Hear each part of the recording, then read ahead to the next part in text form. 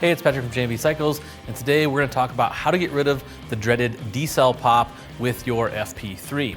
This is just another one of FP3's great pieces of functionality that's a hidden gem inside the unit. And if you've ever changed your map or put a different tune in your bike, everything's great, except for when you let off the throttle, you get that dreaded beep, beep, beep, beep, beep, bap, bap, bap, bap, bang. That's decel pop. You let off the throttle, bang, bang, bang, sounds like fireworks going off in your exhaust. They make a real easy way to get rid of that. So the first thing we're gonna need to do, plug in the FP3 to the bike, flip on the ignition, and open the map.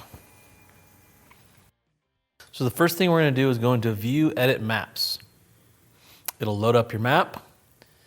You're gonna select the current map.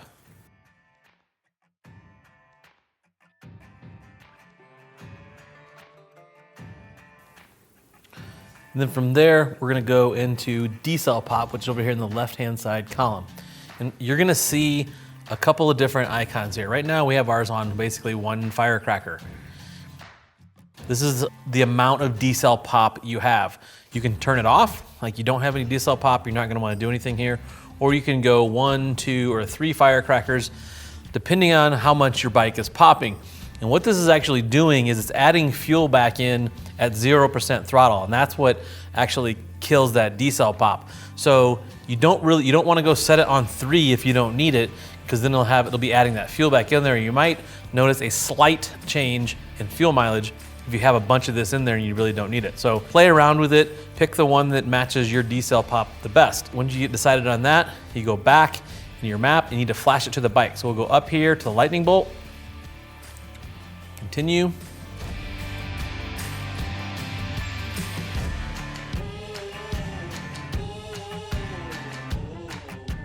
So now we have to turn the bike off for 30 seconds.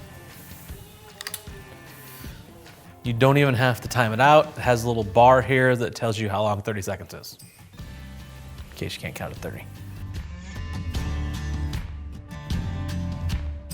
Just like that, you're all done. This is another great feature of the FP3. It's a really simple solution to an annoying problem. As always, have any questions, feel free to drop us a comment. Go work on those motorcycles.